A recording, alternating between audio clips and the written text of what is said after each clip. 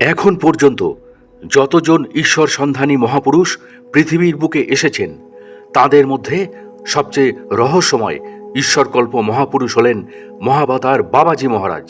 সাধারণভাবে যোগীরাজ শ্যামাচরণ লাহিড়ী থেকে বর্তমান সময় পর্যন্ত অনেকেই যারা মূলত ক্রিয়াযোগ সাধনায় যুক্ত রয়েছেন তাদের মধ্যে বিশেষ কিছু যোগীকে বিশেষ মুহূর্তে বাবাজি মহারাজ দর্শন ও প্রয়োজনীয় পরামর্শ দিয়ে ধন্য করেছেন। নানা অবিশ্বাস্য অলৌকিক ঘটনা বাবাজি মহারাজকে কেন্দ্র করে ঘটেছে। প্রশ্ন হলো, আজও কি বাবাজি মহারাজ বেঁচে আছেন? এই বিষয়ে যদি আপনি অজানা তথ্য জানতে আগ্রহী হন তবে সেই বিষয়ে আপনার কৌতূহল মেটাতে আজকের এই ভিডিওটি শুধু আপনার জন্যই রইল। কি ছিল অলৌকিক অত্যাশ্চর্য সেই সব ঘটনাগুলি জানতে হলে ও এই চ্যানেলে নতুন হলে এখনই সাবস্ক্রাইব করুন আমাদের সাধক অলৌকিক রহস্য ইউটিউব চ্যানেলটিকে। আর এখন দেখছেন সাধক অলৌকিক রহস্য, বাংলা ভাষায় সাধক জীবনের অলৌকিক ঘটনায় সাজানো অডিও ও ভিডিও লাইব্রেরি। আসুন প্রিয় দর্শক ও শ্রোতা, তাহলে এবার শুরু করা যাক। লাহিড়ী বাবার অন্যতম সুযোগ্য শিষ্য শ্রীমৎ স্বামী প্রণবানন্দ গিরি মহারাজ তাঁর প্রণব গীতা গ্রন্থে বাবাজি মহারাজের সঙ্গে গুরুগৃহে তার সাক্ষাৎ ও কথোপকথনের বিষয়ে একটি মনোজ্ঞ ও রহস্যময় আলাপচারিতা প্রকাশ করেছেন। একবার প্রণবানন্দজি সন্ন্যাস গ্রহণের পর গুরুগৃহে অর্থাৎ লাহিড়ী বাবার কাশীর বাড়িতে এসেছেন। তখন প্রায় দুপুরবেলা। গুরু শিষ্যে যোগ সাধনার গুহ্য তত্ত্ব নিয়ে আলাপ আলোচনায় রত রয়েছেন। এমন সময় 24 থেকে 25 বছর বয়সের এক হিন্দুস্তানি গ্রাম্য যুবক খালি পায়ে সেই ঘরে প্রবেশ করল। পরনে একখানি থান কাপড় এবং গলায় সাদা পৈতে। এই যুবা পুরুষকে দেখে দ্রুত আসন ত্যাগ করে লাহিড়ী বাবা সাষ্টাঙ্গে প্রণাম করলেন এবং প্রণবানন্দজিকেও বললেন, প্রণব, যে বাবাজি মহারাজের কথা এর আগে তোমায় বলেছিলাম ইনি তিনি এবং আমার পরমার্থ গুরুদেব, তাকে প্রণাম করো। প্রণবানন্দজি তাকে সাষ্টাঙ্গে প্রণাম করলেন। তারপর তিনজনে কিছুক্ষণ কথাবার্তার পর একসঙ্গে ভোজনও করলেন।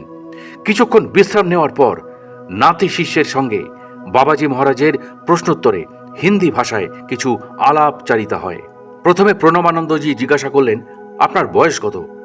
বাবাজি হেসে বললেন, তুই বল দেখি। প্রণব, মনে হয় 24-25 বছর।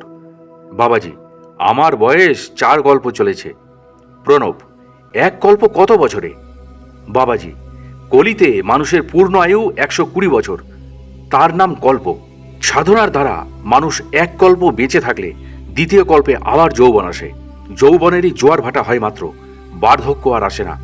আমার 3 কল্প গিয়ে 4 কল্প প্রায় পূর্ণ হতে চলল। প্রণব, ইচ্ছা করলে কি আরো বেঁচে থাকা যায়? বাবাজি, যায়, সাধনা চাই। প্রণব, আপনি এমন অসাধুর বেশে আছেন কেন? বাবাজি হেসে উত্তর দিলেন, দাগা ষাঁড়ের পেছনে অনেক ফেউ লাগে। কেউ ঔষধ চায়, কেউ রোগের আরোগ্য, কেউ চায় সংসারের দুঃখ কষ্টের অবসান, আরও কত কি। কিন্তু দেখ, আমার প্রতি কারোর নজর নেই। এমনকি প্রণবানন্দজিকে কিছুটা কটাক্ষ করে তিনি বললেন, তোর মতো সন্ন্যাসীর বেশে থাকলে অনেকেই তাবিজ, কবজ, জড়িবুটির জন্য পিছন ধরে অতিষ্ঠ করে তুলত। এছাড়া আরও যে কত রকম বিষয় আছে, তাই আমার এই সাধারণ পোশাক কত স্বস্তিকর, বুঝতে পারছিস? প্রণবানন্দজির শেষ প্রশ্ন ছিল, এইভাবে কতদিন বেঁচে থাকবেন? বাবাজি মহারাজ বললেন, মনে ইচ্ছা আছে, কল্কিকে উপদেশ দিয়ে শরীর ত্যাগ করব। সত্যি বাবাজি মহারাজ একজন মহাবতার। না হলে সুদূর ভবিষ্যতে কল্কি অবতার রূপে যিনি আসবেন তাকে উপদেশ দিতে তিনিই সক্ষম, যিনি নিজেও একজন ঈশ্বর স্বরূপ মহাজ্ঞানী মহাপুরুষ। উপরন্তু তাকে আরও কিছু মানব আয়ু ধারণ করে জীবনের পরিধি না বাড়ালে এই সাক্ষাৎ বাস্তবে সম্ভব হবে না। মোট কথা, বাবাজি মহারাজ নিজেই এইভাবে বিভিন্ন সময়ে কথার সূক্ষ্মতার মধ্যে তার অমর সত্তার বিষয় ইঙ্গিত দিতেন। যাই হোক, কাশীতে লাহিড়ী বাবার ঘরে তার উপস্থিতিতে বাবাজি মহারাজের আগমন ও স্বামী প্রণবানন্দজির সঙ্গে সাক্ষাৎ ও আলাপচারিতার বিবরণ থেকে বাবাজি মহারাজের পার্থিব দেহ ধারণের বিষয়ে কিছু সুস্পষ্ট ধারণা পাওয়া যায়। ঈশ্বর স্বরূপ বাবাজি মহারাজ শুধু একজন রহস্যময় দেব পুরুষ ছিলেন না, অন্তর্যামী মহামুনি রূপে দেশের সর্বত্র তার অবাধ গতি। স্বামী যুক্তেশ্বর গিরিজি এই মহামানব মহামুনিকে সরাসরি 2-1 বার দিব্য দর্শনের সৌভাগ্য অর্জন করেন। 1894 সালে লাহিড়ী বাবার অন্যতম কৃতি শিষ্য শ্রীরামপুরের প্রিয়নাথ করার এলাহাবাদের কুম্ভ মেলায় যান। সেখানে গিয়ে হঠাৎ একদিন প্রিয়নাথ বাবুর মনে হলো যে কেউ তাকে স্বামীজি মহারাজ বলে ডাকছেন। যেহেতু তার আশেপাশে কেউ ছিল না, তাই পিছন ফিরে দেখলেন গেরুয়া বস্ত্র পরে এক সাধু তাকেই স্বামীজি মহারাজ বলে ডাকছেন। প্রিয়নাথজি তখন সন্ন্যাসী হননি, তাই তাকে কেউ এরূপ সম্বোধন করে ডাকবেন তার অজানা ছিল। তাই তিনি সেই সাধুকে বললেন, আমি তো সন্ন্যাসী নই, তবু আমাকে সন্ন্যাসী বলে ডাকছেন কেন? সেই সাধু পিছনের এক তাঁবু দেখিয়ে বললেন, এখানে এক সাধু বাবা এইভাবেই আপনাকে ডাকতে বললেন। প্রিয়নাথ কিছুটা অবাক হয়ে ওই সাধুর সঙ্গে এসে তাঁবুতে প্রবেশ করে দেখলেন একজন সুদর্শন ও জ্যোতির্ময় সাধু মৃদু হেসে তাকে স্বামীজি বসুন এই বলে সম্ভাষণ করলেন। আবার এই রকম সম্বোধনে প্রিয়নাথ কিছুটা হতভম্ব হয়ে সেই সাধু বাবাকে প্রণাম করে বিনীতভাবে বললেন, আমি তো সন্ন্যাসী নই, আপনি আমাকে স্বামীজি মহারাজ বলছেন কেন? এইবারে সেই রহস্যময় সাধুটি উচ্চস্বরে হেসে বললেন, আমার মুখ হতে যখন বেরিয়েছে তখন নিশ্চয়ই তুমি স্বামীজি মহারাজ।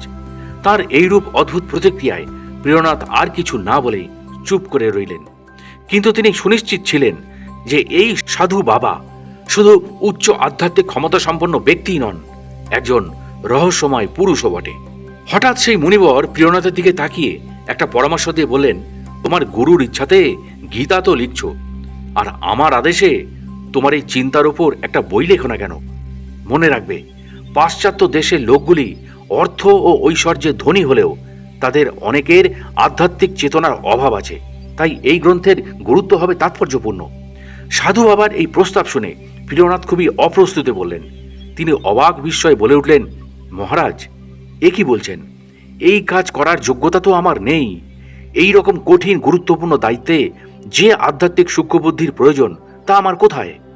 মুনিবর এতক্ষণ মিটিমিটি হাসছিলেন, এবার উচ্চকণ্ঠে হেসে উঠে বললেন, আমার মুখ দিয়ে একথা বেরিয়েছে, তাই আমি জানি একথা ফলবেই।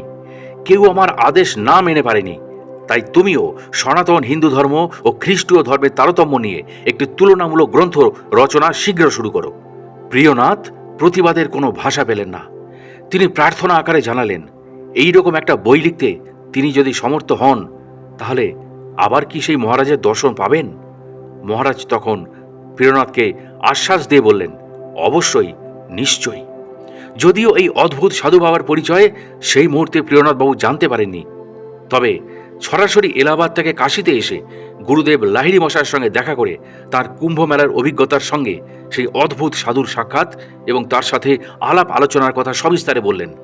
সব কিছু শুনে লাহিড়ী মশাই প্রিয়নাথকে বললেন, আমার গুরুদেব সম্বন্ধে এত কথা শুনেও তুমি তাকে চিনতে পারলে না? তুমি মহাভাগ্যবান, কারণ তুমি আমার গুরু বাবাজি মহারাজের দর্শন পেয়েছ। অপ্রত্যাশিত এইরূপ সংবাদ শুনে প্রিয়নাথ আশ্চর্যই শুধু হলেন না, তিনি বুঝলেন যিনি তাকে এই দায়িত্ব দিয়েছেন তিনি একজন সাধারণ প্রকৃতির সাধু নন। এটা তার কাছে ঈশ্বরের আদেশের মতো। আশ্চর্য হলেও সত্যি, যেদিন বইটির পাণ্ডুলিপি শেষ করে তিনি বাড়ির দিকে গঙ্গা স্নান করে ফিরছিলেন, তখনই হঠাৎ পিছন দিক দিয়ে, স্বামীজি, ভালো বই লেখার জন্য আপনাকে ধন্যবাদ, এইরকম ভাবে বলে এক মধুর কণ্ঠস্বর তাকে সম্ভাষণ করে। পরম গুরুকে এবার কিন্তু চিনতে ভুল করেননি প্রিয়নাথ। অবশ্য প্রণাম শেষে বাড়ি গিয়ে কিছু আহার গ্রহণে অনুরোধ জানালে সাধুর পক্ষে গাছতলায় শ্রেয় বলে বাবাজি মহারাজ অসম্মতি জ্ঞাপন করেন। এইভাবে দুবার প্রত্যক্ষ দর্শন লাভের কিছুদিন পর শ্রী যুক্তেশ্বরজি কাশীতে লাহিড়ী বাবার ঘরে আরও একবার বাবাজি মহারাজের দিব্য দর্শনের সুযোগ পান। এই ঘটনাও শ্রী যুক্তেশ্বরজির জীবনের বিশেষ তাৎপর্যপূর্ণ একটি সময়। অবশ্য আগের বারে আপ্যায়ন করার সুযোগ থেকে তিনি বঞ্চিত ছিলেন, তাই মনে কিছুটা ক্ষোভ ছিল তার। অন্তর্যামী বাবাজি এই ক্ষোভকে কমানোর জন্য শ্রী যুক্তেশ্বরজিকে জানান, বইটি শেষ করলে তোমাকে একবার দেখা দেওয়ার প্রতিশ্রুতি দিয়েছিলাম, কিন্তু খাবার কথা তো বলিনি।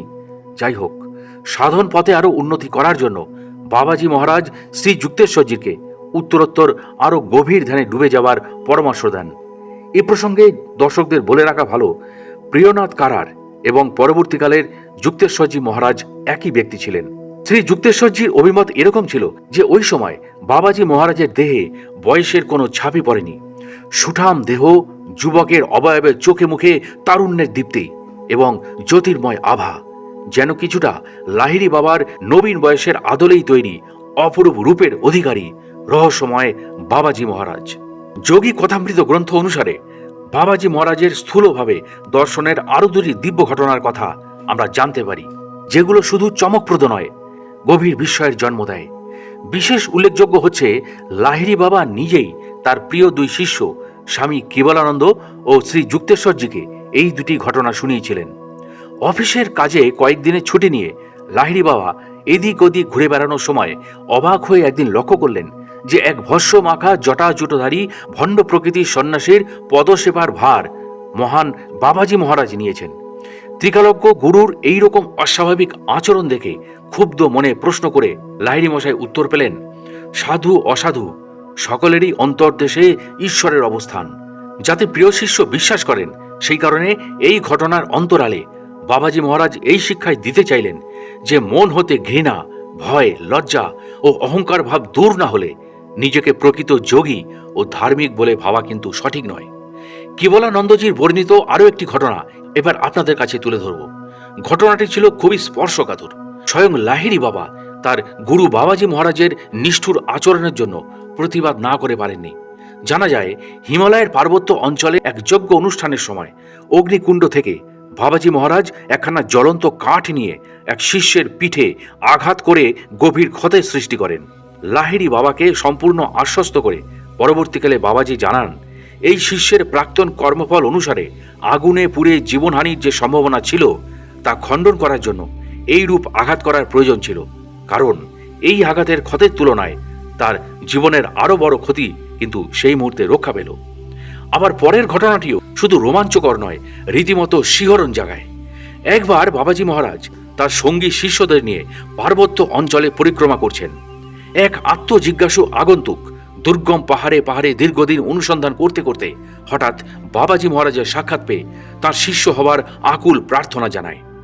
বাবাজি মহারাজ প্রথমে নিরুত্তর থাকলেও ওই ব্যক্তি কিছুটা উত্তেজিত ভঙ্গিতে বলে ওঠে, আপনি যদি সম্মত না হন তবে এখনই আমি এই পাহাড় থেকে নিচে লাফিয়ে পড়ে নিজের জীবনের জ্বালা শেষ করব।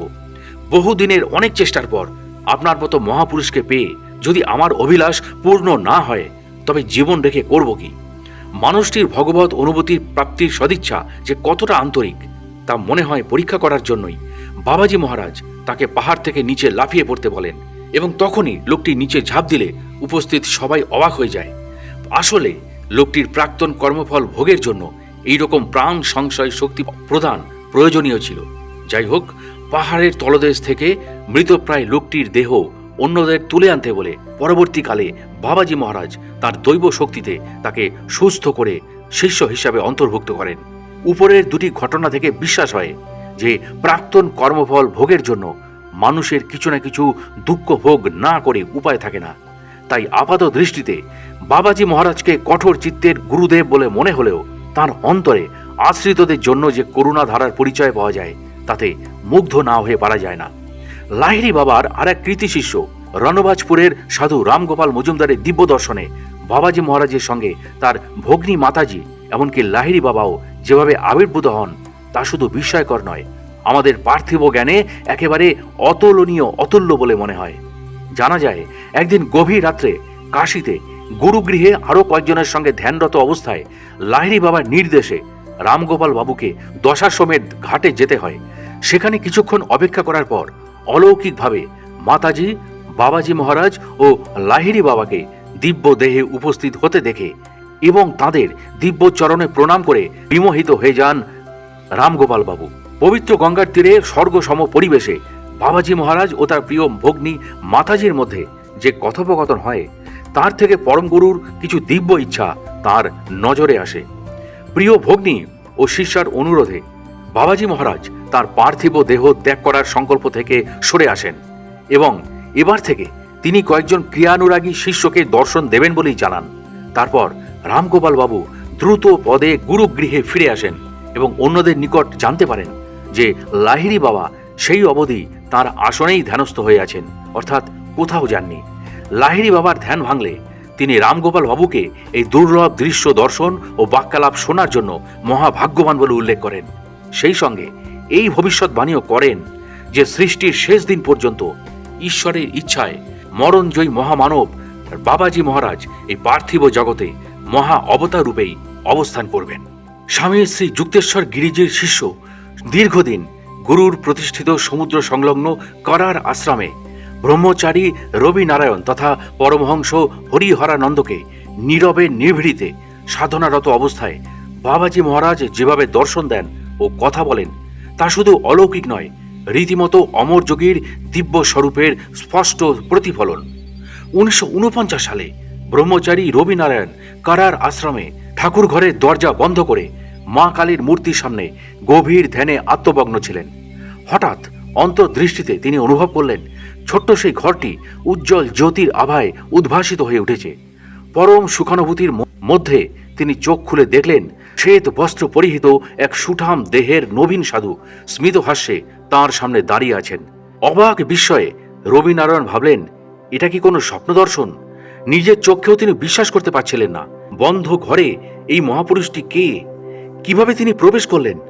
আসলে তিনি যে লাহিড়ী বাবার গুরুদেব ক্রিয়াযোগের মহাবতার বাবাজি মহারাজ তা রবিনারায়ণ তখন বুঝতে পারেননি। অবশ্য বাবাজি মহারাজ নিজের থেকে না চাইলে কারুর পক্ষে তাকে চেনাও সম্ভব ছিল না। হাত বাড়িয়ে তিনি তার আঙুলের স্পর্শে রবিনারায়ণের চোখ দুটি ঢেকে দিলে ঘরটি পুনরায় জ্যোতির বন্যায় ডুবে যায়। কিছুক্ষণ এইভাবে জ্যোতির আনন্দ সাগরে স্নান করে তিনি চোখ খুলে দেখলেন ঘরে তো কেউ নেই। তিনি কোথায় গেলেন? হঠাৎ তার মনে হলো, তবে কি তিনি মহাবতার বাবাজি? হতাশায় ভেঙে পড়লেন রবিনারায়ণ। আমি কি বোকা! মহান এই অমর যোগী অসীম কৃপা করে তাকে দিব্য দর্শন দেওয়া সত্ত্বেও তিনি তাকে চিনতে পারলেন না। এমনকি তাকে একবার প্রণাম বা বসতেও বলতে পারলেন না। কোনরূপ সেবা বা কথা বলা তো দূরে থাক, কত বড় অভাগা আমি, ভাবলেন রবিনারায়ণ। এইরকম বেদনাহত চিত্তে ইষ্টদেবী ও গুরুবর্গকে স্মরণ করে বাবাজি মহারাজের পুনরায় দর্শনের জন্য আকুল প্রার্থনা জানালেন রবিনারায়ণ। ভক্ত প্রাণের ব্যাকুল প্রার্থনায় আবার বাবাজি মহারাজ সেই ঘরে আবির্ভূত হয়ে রবিনারায়ণের মাথা স্পর্শ করে তাকে আশীর্বাদ করে বলেন, তুমি এত অধৈর্য হচ্ছ কেন? আমি তোমার সাধনায় বিশেষভাবে সন্তুষ্ট। এবার আর রবিনারায়ণের ভুল হলো না। মহান গুরুর পবিত্র পায়ের কাছে ভক্তিভরে প্রণাম করে তাকে কিছু খাদ্য গ্রহণে অনুরোধ জানালে বাবাজি মহারাজ বললেন, তুমি দেবীর উদ্দেশ্যে যে ফলগুলি কেটে সাজিয়েছ তা যদি গ্রহণ করি তবে কি আবার তুমি সেগুলি দেবীকে নিবেদন করতে পারবে? যদিও সাধারণ প্রথা অনুযায়ী অন্যকে দেওয়ার পর সেই ফল দেবীকে নিবেদন করা ঠিক নয়, তবুও দ্বিধাহীন চিত্তে রবিনারায়ণ বললেন, আমার নিকট গুরু ও ইষ্টদেবীর মধ্যে কোনো প্রভেদ নেই। হে মহান গুরুজি, আপনি যদি দয়া করে এই ফলগুলি গ্রহণ করেন তবে আমি পরমভাবে কৃতার্থ হব। যথার্থ উত্তরে খুশি হয়ে মৃদু হেসে বাবাজি মহারাজ কয়েক টুকরো ফল গ্রহণ করেছিলেন। কিছুক্ষণ পরে ঠাকুর ঘরের দরজা খুলে অনুসন্ধিৎস চিত্তে আশ্রমের উঠোনে খেলা করছিল কয়েকজন ছেলে। তাদের তিনি জিজ্ঞাসা করলেন, তোমরা কি সাদা পোশাক পরা কোনো অল্পবয়সী পুরুষকে আশ্রম থেকে বেরিয়ে যেতে দেখেছ? তারা এক বাক্যে বলল না। তখন তিনি নীরব হয়ে গেলেন। সন্ন্যাস গ্রহণের পর বাবাজি মহারাজের আবার দর্শন লাভের জন্য হিমালয় অঞ্চলের রানীক্ষেতের দিকে যাত্রা করেন হরিহরানন্দ মহারাজ বা রবিনারায়ণ। অনেক অনুসন্ধান করে সুউচ্চ পাহাড়ের উপর চারিদিকে গহন বৃক্ষ দিয়ে সাজানো ফুলে ফলে সমৃদ্ধ সেই গুহার সন্ধান পেলেন তিনি, কিন্তু বাবাজি মহারাজের সাক্ষাৎ পেলেন না। পরে ধ্যানস্থ হলে তিনি শুনতে পেলেন, বৎস, এখানে তোমার এত কষ্ট করে আসার কোনো প্রয়োজন ছিল না। এর মধ্যেই তোমার গুরুর আশ্রমে আমি তোমাকে দুবার দেখা দিয়েছি। ভবিষ্যতে আমার ইচ্ছা হলে তবেই দর্শন পাবে। এখন ফিরে যাও। লাহিড়ী মশাই লেখা 14 বছরের দিনলিপিতে কোথাও বাবাজিকে স্থূল শরীরে দেখার কিন্তু কোনো উল্লেখ নেই। শুধু যৌমগ্ন অবস্থায় লাহিড়ী বাবা 1871 সালে স্বয়ং বাবাজিকে কাল দণ্ডসহ সূর্যের ওপর এবং চন্দ্রের ভিতর লক্ষ্য করেন। এই দিনলিপিতে লাহিড়ী বাবার সহস্ত অঙ্কিত একটি মুখমণ্ডলের রেখাচিত্র আছে। 1872 সালে তার দিনলিপিতে উল্লেখ আছে, গুরুর আদল ভাব মাঝে মাঝে আসিতেছে, কখনো কখনো জ্যোতি অনুভব হইতেছে। খালি চোখে সুষুম্না দেখিলাম, জাগ্রত সুষুপ্তি গুরুর সহিত কথাবার্তা হইল। আবার 1872 সালে 16 ডিসেম্বর কানপুরে থাকাকালীন দিনলিপিতে উল্লেখ করেছেন, যখন প্রাণবায়ু মাথার উপর উঠিল তখন বাবাজির সহিত মিলন হলো এবং তালুর গর্তের ভিতর পুনরায় চটক শব্দ হতে লাগলো। বড় আনন্দ, এতে কোনো সন্দেহ নেই। কিন্তু সারা রাত জাগরণের ইচ্ছা হইতেছে। পুনরায় 1873 সালের 16 ফেব্রুয়ারি তিনি দিনলিপিতে লিখছেন, যিনি কৃষ্ণ তিনিই বুড়ুয়া বাবা। বুড়ুয়া বাবা অর্থাৎ বুড়ো বাবা, ইনি বৃদ্ধ বাবাজি মহারাজ। ওই বছরে 17ই মে বাবাজির রূপ দর্শন করে তাকে যম ও ধর্ম বলে উল্লেখ করেন শ্যামাচরণ লাহিড়ী। এমনকি সম্প্রতি 1937 সাল পর্যন্ত বাবাজি মহারাজের দীক্ষার টাকা নিয়ে যাবার প্রমাণ পাওয়া গেছে। একথা বলছেন শ্যামাচরণ লাহিড়ীর সবচেয়ে ছোট ছেলে শ্রী দুকরি লাহিড়ী মশাই। তিনি বলছেন, পিতা ঠাকুর দীক্ষার টাকা বাবাজিকে দেওয়ার জন্য দেওঘরের ঠাকুরকে কয়েকবার দিয়েছিলেন এবং বাবাজির টাকা নিয়ে যান। এই কথা আমি আমার পিতৃদেবের মুখে বহুবার শুনেছি। শোনা যায় আচার্য পঞ্চানন ভট্টাচার্য মশাইও প্রায় বাবাজি মহারাজের দর্শন লাভ করতেন। অবশ্য এ বিষয়ে তিনি কিছু লিখে বা বলে রেখে যাননি। দেওঘরে তার প্রায় 52 বিঘা উদ্যানের এক কোণে একটি ক্ষুদ্র পর্ণকুটির তৈরি করেছিলেন। এই পর্ণকুটিরটি মূল বাসগৃহ থেকে বেশ দূরে ছিল। জানা যায় দিন বা রাত্রির যে কোনো সময় ভট্টাচার্য মশাই একা ওই কুটিরে চলে যেতেন এবং দীর্ঘ সময় কাটিয়ে আসতেন। কখনো কখনো নাকি নিম্নস্বরে কথোপকথনের আওয়াজও শোনা যেত। সেখানকার বসবাসকারী সকল শিষ্যরা মনে করতেন ওই সময় আচার্যজি বাবাজি মহারাজের সঙ্গে দেখা করতেন। 1953 সালের অক্টোবর মাসে ভিটি নীলকান্ত দুবার সূক্ষ্ম দেহে হিমালয়স্থিত বদ্রীনাথের কাছে বাবাজির আশ্রম গৌরীশঙ্কর পীঠে বাবাজির দর্শন লাভ করেন। বদ্রীনাথের কাছে চারিদিকে সুউচ্চ পর্বত শৃঙ্গ বেষ্টিত এক স্থানে এই আশ্রমটি।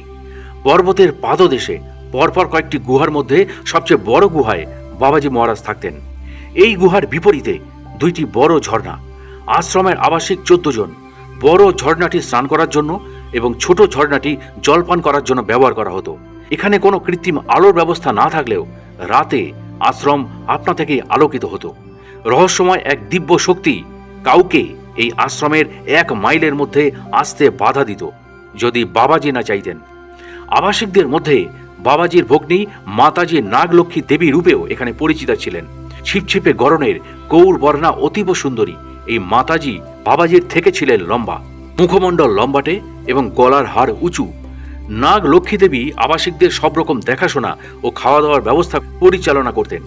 প্রতিদিন বাবাজির পা দুটি একটি রূপার থালায় সযত্নে স্থাপন করে তিল তৈল দ্বারা মালিশ করে দুধ দিয়ে ধুয়ে দিতেন।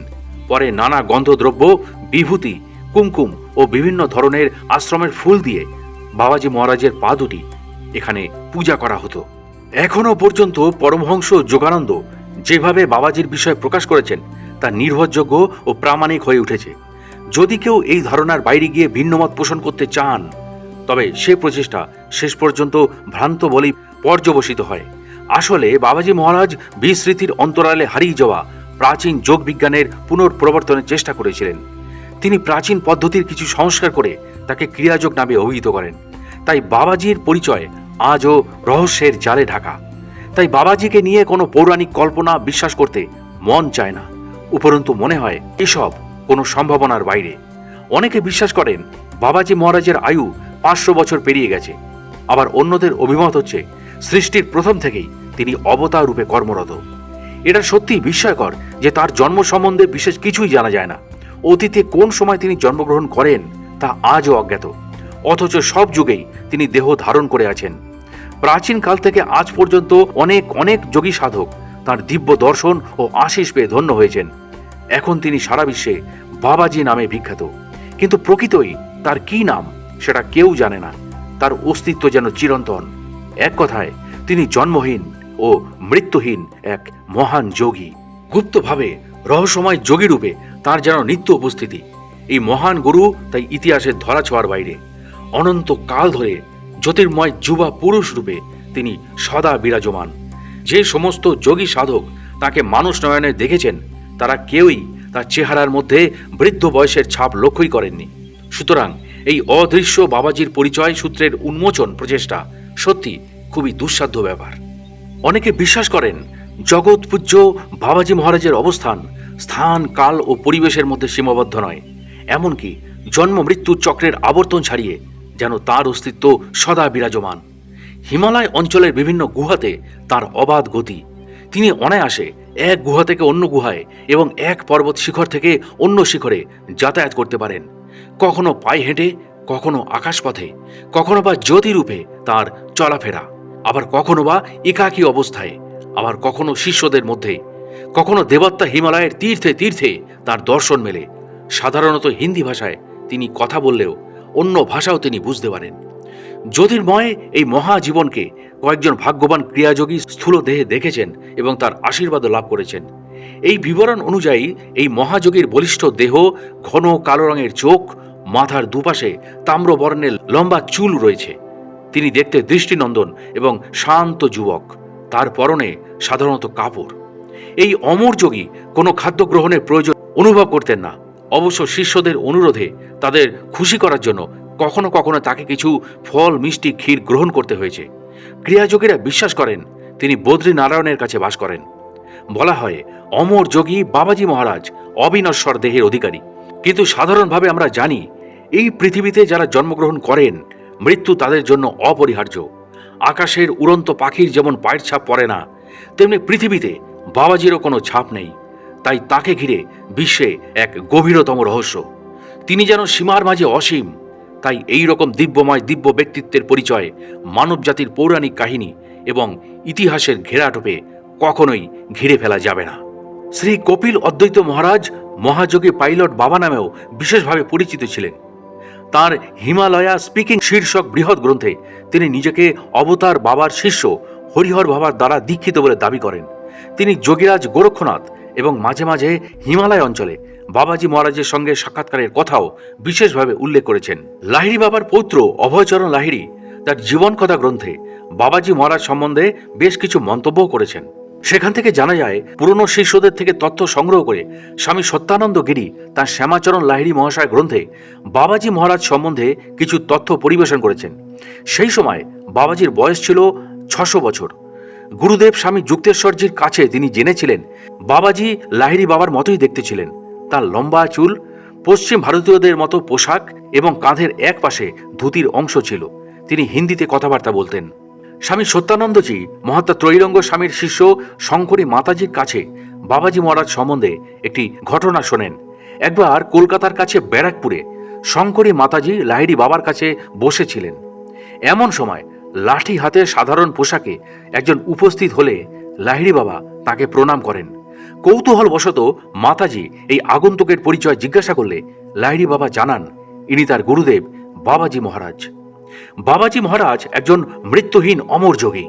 লাহিড়ী বাবা অত্যন্ত গুরুত্ব সহকারে বলতেন, কেউ যদি ভক্তি করে বাবাজিকে স্মরণ করে তবে সে সঙ্গে সঙ্গে তার দিব্য আশিস লাভ করবে। নতুন দিল্লির অধ্যাপক M.A. পদ্মনাভ রাও একজন পদার্থবিজ্ঞানী ছিলেন। পরবর্তী সময় তিনি অনেক সাধু, সন্ন্যাসী ও যোগীদের সংস্পর্শে আসেন। তিনি ভগবান হনুমান দেবেরও একজন প্রবল ভক্ত ছিলেন। পরবর্তী সময় তিনি নিজেও একজন উচ্চস্তরের যোগী রূপে বিখ্যাত হন। তিনি এক প্রতিবেদনে উল্লেখ করেছেন যে 1996 সালে মহাবতার বাবাজি মহারাজ রাজস্থানের যোধপুরের জালামন্দ আশ্রমে 124 বছর বয়স্ক বিদুরগিরি মহারাজ নামে এক সিদ্ধ সাধককে সূক্ষ্মরূপে দেখা দেন। বিদুরগিরিজি দীর্ঘকাল হিমালয়ের পার্বত্য অঞ্চলে অনেক কৃচ্ছ সাধন করে তপস্যা করেন। লাহিড়ী বাবার জীবিতকালেই তিনি সন্ন্যাস নেন।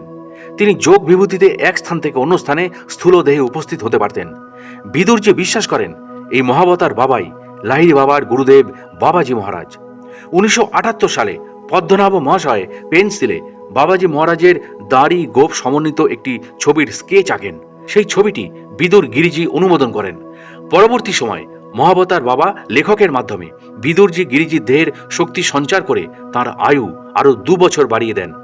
এছাড়া লেখক বিশেষভাবে বিশ্বাস করেন যে বাবাজি মহারাজই মহাভারতের মহর্ষি ব্যাসদেব, যিনি আদি শঙ্করাচার্যকে হিমালয় অঞ্চলে স্থূলদেহ দেখা দিয়েও আরও 16 বছর অতিরিক্ত পরমায়ু দান করে হিন্দু ধর্মের গুরুত্ব প্রকাশে সহায়তা করেছিলেন।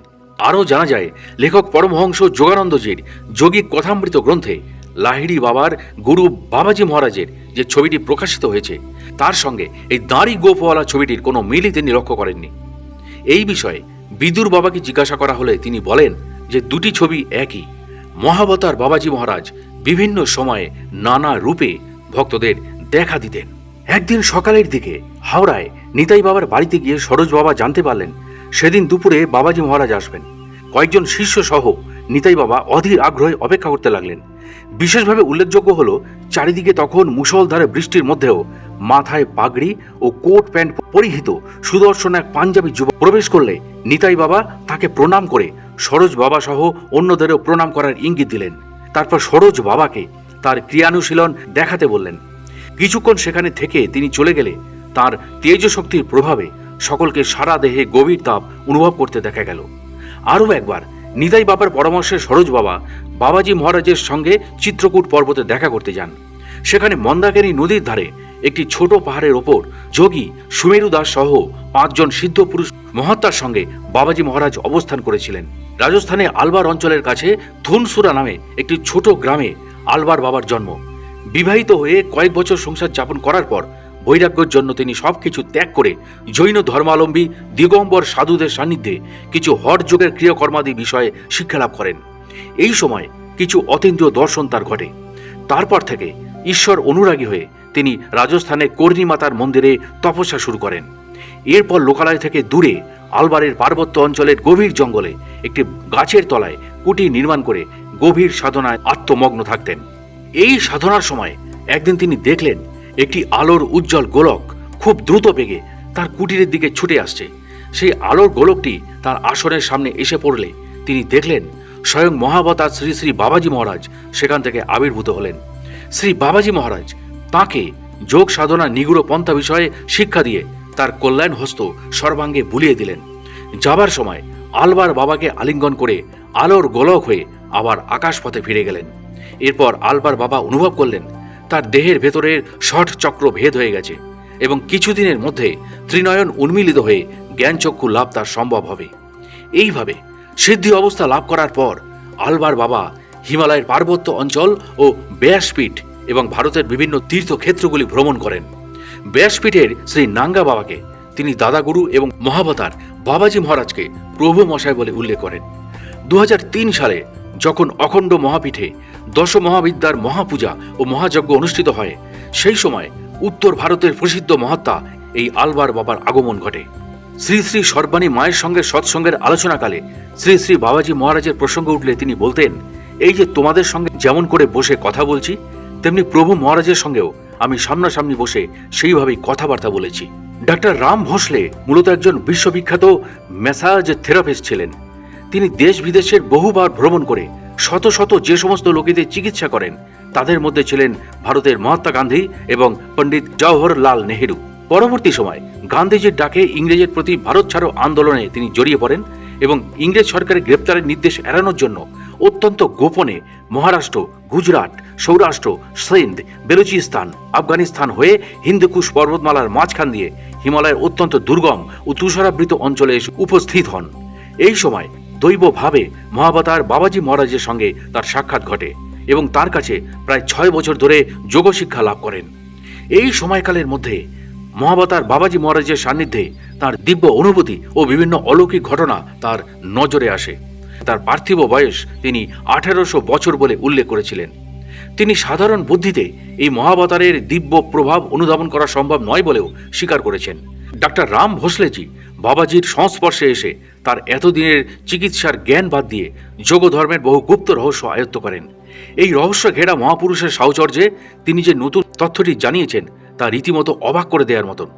সেখানে নাকি অনেক সিদ্ধ যোগী বিনা বাধায় যোগ সাধনার জন্য শত শত বছর ধরে বৃক্ষরূপে বাস করেন। লেখকের মন্তব্য, যতদূর মনে পড়ছে বৃন্দাবনের একবার একটি প্রাচীন বৃক্ষকে কেটে ফেলার কথা উঠলে জনৈক বিদায়ী তপস্বী ও বৈষ্ণব ব্রহ্মচারী তখন বৃন্দাবনে ভ্রমণরত মহাসাধক বিজয়কৃষ্ণ গোস্বামীকে স্বপ্নে দেখা দিয়ে দুঃখ প্রকাশ করে জানান যে বৃক্ষটিতে যেহেতু আমি দীর্ঘদিন ধরে বাস করি, তাই এটি কাটা হলে আমি অন্যত্র চলে যেতে বাধ্য হব। উপরন্তু অনেক উচ্চকোটির যোগী হাঁস, রাজহাঁস ও ঈগল পাখি রূপে জীবন ধারণ করে বাবাজির নিকট প্রাপ্ত আধ্যাত্মিক অনেক সংবাদ আকাশপথে বিভিন্ন স্থানে বিচরণ করে নির্দিষ্ট শিষ্যের কাছে পৌঁছে দেন। আবার প্রয়োজন অনুসারে মাছ, পতঙ্গ ইত্যাদি রূপ ধরে জল ও স্থলপথেও অনেক সৃজনমূলক তথ্য সম্প্রচার করেন। এমনকি বাবাজি মহারাজ অনেক শিষ্যকে পাখির ভাষাও শিখিয়ে দিতেন। পরবর্তী সময়ে দূরে অবস্থানরত সেই শিষ্যকে পাখির রূপ ও স্বরে বিভিন্ন সংবাদ নিয়ে সচেতন করতে হতো। দীর্ঘ 6 বছরে তিনি তার মহান গুরুর আরও অনেক অলৌকিক ঘটনা দেখে অবাক হন। একদিন বাইরে প্রচণ্ড তুষারপাত হচ্ছে জেনেও বাবাজি মহারাজ তাকে দুধ সংগ্রহ করে আনতে বললে এইরকম নির্দেশে মহাযোগীর বাতুলতা ভেবে তিনি বাইরে বেরিয়ে অবাক হয়ে লক্ষ্য করেন এক কলসি তাজা গরম দুধ গুহার মুখেই সযত্নে রাখা আছে। আরও একদিন বাবাজি মহারাজ ভোসলেজিকে জিজ্ঞাসা করেন তার কোনো বই পড়ার ইচ্ছা আছে কিনা। এই রকম পরিবেশে বই প্রাপ্তির কোনো সম্ভাবনা না থাকা সত্ত্বেও গুরুর ইচ্ছা বুঝে নৃত্য শৈলীর ওপর প্রাচীন একটি গ্রন্থের উল্লেখ করলে তিনি অচিরেই শুধু নির্দিষ্ট গ্রন্থটি পাননি, উপরন্তু জানতে পারেন কাছেই অনেক বড় অট্টালিকা সম গুহায় বহু জ্যোতিষ গ্রন্থ সহ অনেক প্রাচীন শাস্ত্রাদি সযত্নে রক্ষিত আছে। একবার এক ভক্তের বাড়িতে বাবাজি মহারাজ বিশেষ অনুষ্ঠান উপলক্ষে উপস্থিত থাকার অঙ্গীকার করে অনুপস্থিত থাকেন। পরে সেই ভক্ত অভিযোগ করলে বাবাজি মহারাজ জানান, কেন রে, আমি তো কুকুরের বেশ ধরে তোর অনুষ্ঠানে ভোজন করতে গেছিলাম, তুই তো আমাকে উচ্ছিষ্ট খেতেই দিয়েছিলি, মনে আছে? আরও একবার শিষ্যদের পরীক্ষা করার জন্য বাবাজি মহারাজ একটি মাথার খুলির মধ্যে বিষটা রেখে তাদের খেয়ে ফেলতে আদেশ করলে অনেকেই দ্বিধাবোধ করলেও ভোসলেজি সামান্য একটি জিহ্বা স্পর্শ করে স্বাদে গন্ধে অতুলনীয় অমৃত স্বাদ পান। এরপরে তিনি জানান অপার্থিব সাধন ক্ষেত্র জ্ঞানগঞ্জ ছাড়াও মূলত হিমালয়ের অন্তর্গত বদ্রিকা আশ্রমে বাবাজির মূল কেন্দ্র হলেও উচ্চ যোগীর নির্দিষ্ট কোনো স্থানে কিন্তু বাস করা সম্ভব নয়। বাবাজি মহারাজ তাই প্রয়োজন বোধে বিভিন্ন উন্নত ক্রিয়াযোগীদের ঈশ্বর তথা আত্ম উপলব্ধিতে সহায়তা করার জন্য সূক্ষ্মভাবে খুব সহজেই স্থান থেকে স্থানান্তরে পরিভ্রমণ করতে পারতেন। এমনকি বিশেষ বিশেষ উন্নত ক্রিয়াযোগীদের সঙ্গে সূক্ষ্ম দেহে ধ্যানে বসে তাদের সাধনার গভীরতা পরীক্ষা করতেন। ভোসলেজি বাবাজি মহারাজকে ভগবান বা দেবদূত বলে দাবি না করলেও এ কথা বলেছেন যে তিনি একজন অতিমানব, সে বিষয়ে সন্দেহ নেই। তার মতে অলৌকিক তো কিছুই হতে পারে না, বিজ্ঞানসম্মতভাবেই সবকিছু ঘটে বা ঘটতে পারে। যে এই সমস্ত উচ্চ সাধন বিজ্ঞান বোঝে না তার কাছে বাবাজির অনেক ঘটনা অলৌকিক ও অবিশ্বাস্য বলেই মনে হবে।